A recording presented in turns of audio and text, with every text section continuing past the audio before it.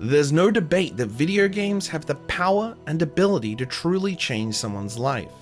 We often feel very set in our own ways, and our preferences can feel truly pre-established. That is until exceptions to our own rules come along to enlighten us. Sometimes we're so set in our own ways that we're absolutely certain that we aren't open to change. But every now and again, there's that one particularly special title that comes along that changes our entire outlook and perspective. This is the case with the game I'm going to be covering today. A game that not only opened my eyes to the magic of the Metroidvania style of game, but also narratives that rely on you truly resonating and taking in your surroundings, rather than having them directly explained to you through dialogue.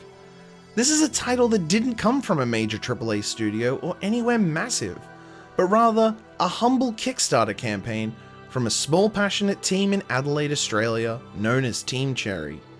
Without further ado, my name is Old Mate Barry, and this is why I love Hollow Knight. The game begins with your character, known only to us as the Knight, arriving in the seemingly desolate town of Dirtmouth. Further exploration leads us to discover that beneath this quiet town lies the remains of the Kingdom of Hallownest. We descend into the depths beneath the town, taking in our sights and surroundings as we try to piece together what's going on for ourselves, to realize our purpose for being here. How is this done, you ask? Through needless boxes of dialogue? Through countless in-game cutscenes with numerous characters feeling the need to constantly explain to us what's going on? Look, ramps! We can use these as ramps! You sure about that? Not at all. Sure, you will encounter a few characters, such as the Elder Bug of Dirtmouth, who is the first person you encounter in the game, offering us a brief explanation as to what the Kingdom of Hallownest has come to, what lies beneath, and what becomes of those who tread the dangerous path ahead. Myla, the happy little miner who we meet as we journey through the crystal mines. A poor soul slowly losing her mind in the caves below for reasons we are not made aware of in the initial stages of the game. And who can forget the goat of Hallownest himself, everyone's favorite hero, Zote the Mighty.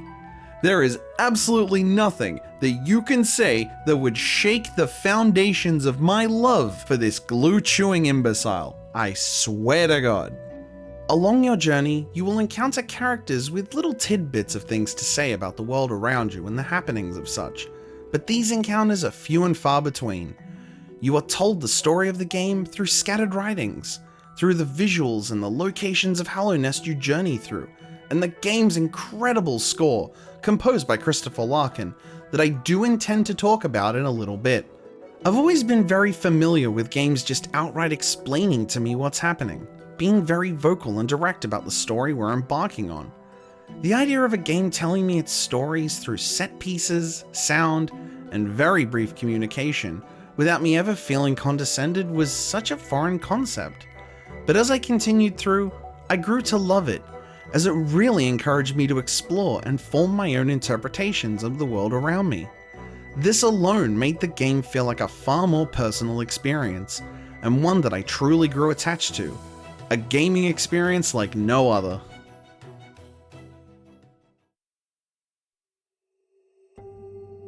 From the moment you step into Hallownest, you're greeted with a beautifully hand-drawn world that feels both eerie and enchanting. The art direction is meticulously crafted, combining delicate lightwork with stunning color palettes that captivate at every turn. The contrast between light and shadow immerses the player in an atmosphere that feels alive, intriguing, and haunting. As the generations of video games have passed us by, we've seen a necessity for graphical fidelity, to push the limits of what technology is capable of at said point in time. I find that when games do this, there's almost certainly a chance that they will eventually suffer from looking outdated, losing that initial inaugural charm to the inevitable sands of time. Hollow Knight is a game that I genuinely believe will never suffer this fate, all thanks to its beautiful visuals. Games of a similar nature like Machinarium, Cuphead, and Skullgirls all understood the assignment, and I can only hope that more game developers take this mentality on board. I'd much rather a game try to find its own unique identity than a game that looks great for a total of 5 minutes and then looks like a completely outdated pile of arse a week later. Every area that you will explore on your journey tells its own story. The forgotten Crossroads with its rustic charm, leading to the gloomy depths of the City of Tears, where rain-soaked streets reflect the sorrow of past inhabitants. This seamless transition between environments weaves narrative into the landscape, and it truly makes exploration a joy, rather than a chore. Despite the fact that quick travel is a function you can unlock as the game progresses, I personally found myself traveling on foot for most of my playthrough, due to how encapsulating Hallownest ended up becoming to me. I personally can't stand backtracking in video games, so for a game to invoke that reaction for me is saying a lot. There are a lot of intricacies about the world of Hollow Knight's environments that I could delve into regarding the numerous locations in the game, but this is a game that truly needs to be experienced firsthand to be appreciated, so I will hold off on diving too deep, and I'll keep things ambiguous. This may seem like a bit of a cop-out, but I truly believe that going in as blind as possible will make the adventure all the more special. Consider me your humble, unpaid shill of a messenger.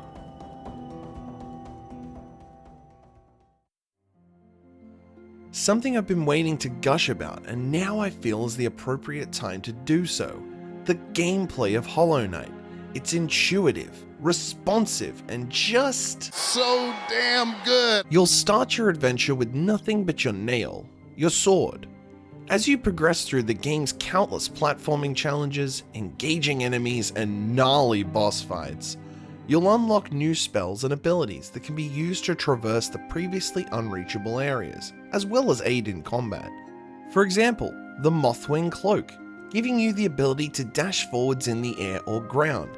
This alone could be the deciding factor in making a jump that was previously impossible. The Monarch Wings, which grant you a double jump. This could be what helps you reach a ledge you couldn't before.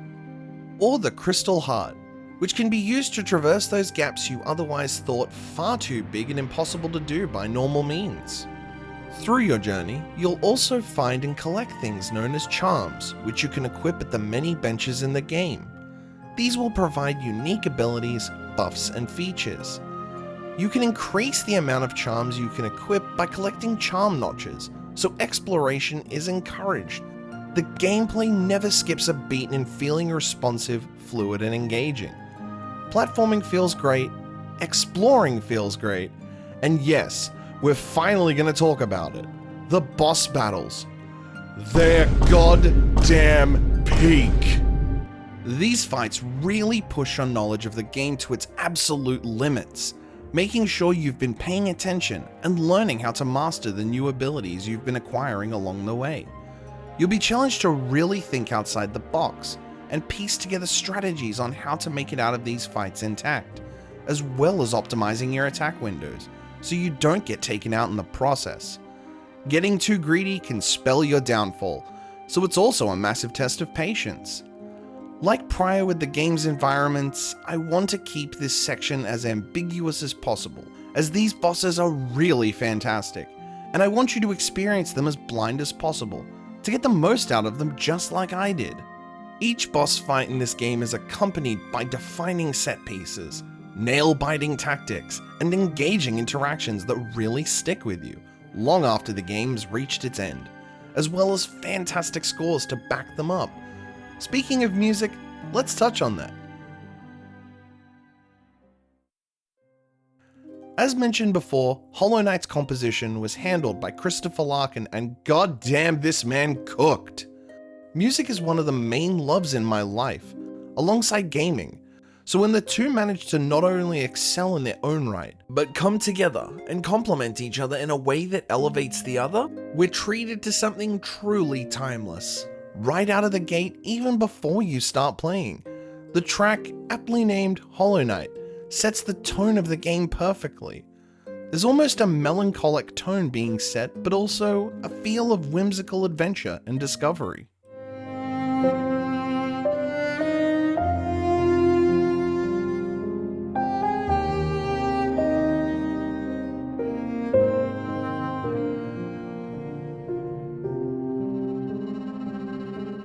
As you make your way into the town of Dirtmouth for the first time, the music accompanying, titled Dirtmouth, sets the tone of a sorrowful environment, a minuscule hint of whimsical flutter being present.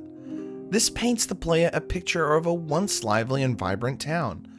The reasoning behind its demise at this point is unknown, sparking the desire to journey forth and seek out answers.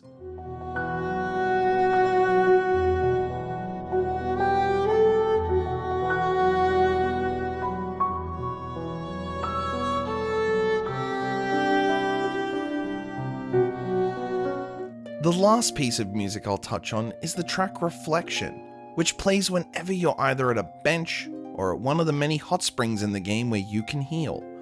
These periods of time are moments of respite in a world twisted and corrupted by the powers that be. Moments in time where you can relax, regain composure, and plot out the next steps of your adventure.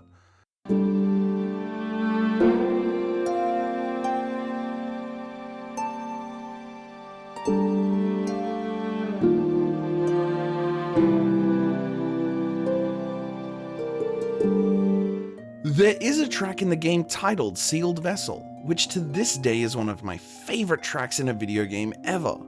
But in order to do that one justice, I'd be spoiling one of the most pivotal moments in the game, so we'll leave it at that for now. Christopher Larkin really knocked it out of the park with this collection of compositions. The strong emphasis of strings and piano throughout the entire soundtrack set the tone perfectly, and I truly believe it elevates Hollow Knight to a status beyond greatness.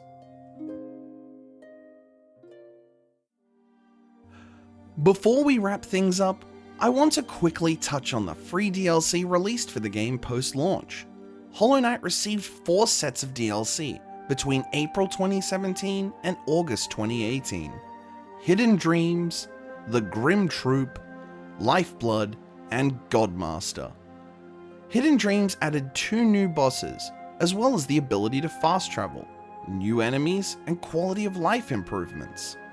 The Grim Troop added an entirely new storyline to the game, in which a group of otherworldly bugs appear in the town of Dirtmouth. Their intentions? To perform a fiery ritual. You are tasked with deciding whether you will help the Troop Master Grim carry out and complete the ritual, learning more about him as you go, or to conspire alongside the traitor of the group, Brum, by banishing Grim and the troop from the town. Both paths lead to a unique reward, so this storyline is one you won't want to miss. However, be warned, helping Grim will result in what I consider to be one of the hardest boss battles I've ever encountered in a game. Moving on to the Lifeblood DLC, which brought in a new boss, additional map markers, interchangeable title screen menu themes, and numerous quality of life changes. The final DLC of the game is Godmaster. This DLC gave fans of the game what they had been asking for since launch, a boss rush mode, and boy did they deliver. Godmaster will take you to the new location, Godhome. Godhome offers us the Hall of Gods, where we can challenge any boss in the game we have previously beaten again. You can also choose to fight said boss under Ascended difficulty, which adds some new, fresh twists on the fight you already know. That wasn't enough? Why not try Radiant difficulty? A difficulty that will only be made available after completing a fight on Ascended difficulty. These fights are even more difficult, and to add insult to injury, you can't take a single hit of damage while doing it either. These battles are a true test of everything you've learned along the way, and an amazing way to increase the overall longevity of the game, as well as encouraging you to try new strategies you might not have thought of otherwise given the circumstances. The true attraction of Godhome are the Pantheons, the ultimate test of skill.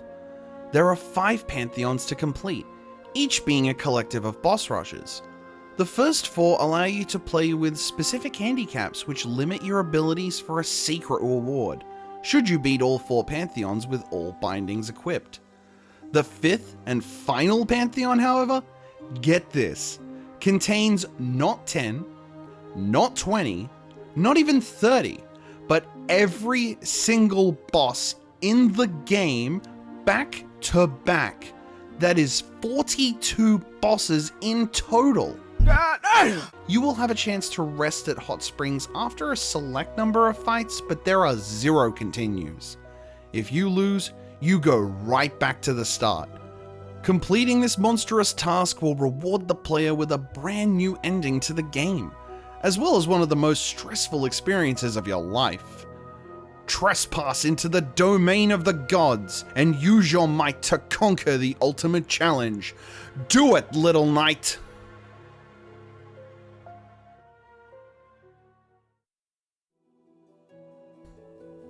The year was 2021, and we were still in the midst of the pandemic. My life situation with my son is every couple of weeks he'll be with his mother, the other weeks he'll be with me. Just over Christmas at the time, a good friend of mine had suggested that my son and I give this game a try, that he thought we'd really like it. I decided I would play the game on my PS5, and I would get my son a copy of the game for his Switch. We decided to play together, but take different paths and discuss with each other what we found, our strategies to beat certain areas, and help each other finish the game. To this day, it was one of the most memorable and heartwarming gaming experiences I've ever had. It reminded me of a time when I was a young fella, no older than 6 or 7, and I had completed Final Fantasy VII for the first time with my dad. In a sentimental way, our experience with Hollow Knight reflected the state of the world at that given time. Surrounded by the shades of hopelessness that the pandemic had brought on, the world itself seeming incredibly bleak, depressing and constrictive. However, we pushed on through, we found hope, and together, we came out on the other side as stronger people. Granted, we didn't have any cool abilities like the Knight. Nothing is more powerful than the bond, hopes, and dreams of a father and son. Hollow Knight will forever be a milestone of my life as a gaming experience, and for that, I thank Team Cherry from the bottom of my heart. Thank you for everything you did with Hollow Knight. I eagerly await to see what the future brings. If you've stuck around until this point, I'd like to say with the utmost sincerity, thank you, and I hope you've enjoyed the video. I'd like to take a quick moment to give a quick shout out to Solar Bink, the artist responsible for the incredible pictures of Elderbug, Myla, and Zote that I used earlier. Links to socials will be provided, so please go and follow and support them. I'd like to also shout out Hyperknight / Planetary Ashes and Carnage, 3 incredibly talented content creators who I am honored to call friends, those of which have inspired me to give this a proper go, so for that, I thank you. Another quick shout out to my good friend Mismatch, who has essentially been my right-hand man, helping me brainstorm, plan out, and strategize what I want to do with the channel in the future, as well as everyone in the Bungalow, the Discord server that I manage and operate. The door is open and we're always welcoming new people, so I'll leave an invite link to the Discord in the description below. And finally, the biggest shout out of them all is to my son, who I not only got to share my first experience of Hollow Knight with, but is my main source of inspiration in everything that I do. No matter what happens in life, you're always going to be my best friend, and I love the hell out of you, mate. I've got some pretty cool ideas for things I want to do on the channel, so to make sure you don't miss out on anything, I'd really appreciate it if you hit that tantalizing like button, perhaps even share it with your friends, and of course, subscribe for future content. With all that being said, I hope to see you here next time for the next video. This is Old Mate Barry, signing out. Stay groovy.